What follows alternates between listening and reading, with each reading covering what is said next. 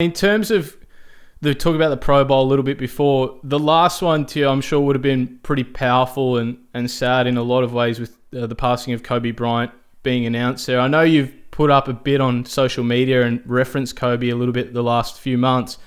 Did you know him prior to his passing? Had you spent any time with him?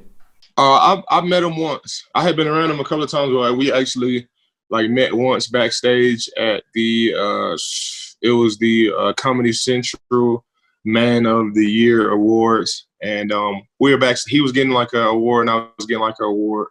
And I think he was at Nickelodeon. He was at the Nickelodeon, like ESPYs, like the Nickelodeon, whatever it is around the ESPY time. So I had been around him a couple times, but that Comedy Central award show was the one time, and that was a picture that I posted. I had a Cowboys hat on. I had a cowboy hat on, and he was in a suit, and we were just sitting there talking. And I was laughing in the photo. I think I was laughing because he had told me that his daughters were like huge fans of Dancing with the Stars, and like he had told me that I was their favorite, and I was like blown away, like me, like everybody on the show. So it was those times, and just being around him, like those times where you really just get to feel his energy.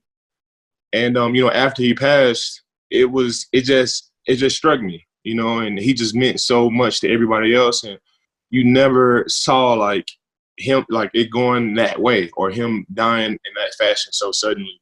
And it just hit me, man. And all the stuff that he built over the years, all the stuff that he created, it was like perfect timing in 2020 to apply that to my life. And being hurt, adopting a mama mentality about this and just staying in the process.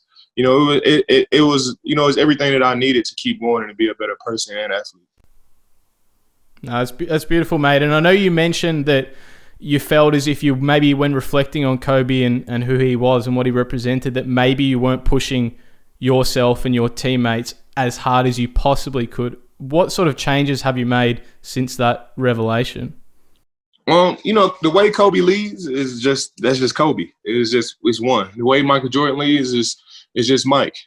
But everybody that wins and everybody that leads, that's great leaders. They all have that one thing in common.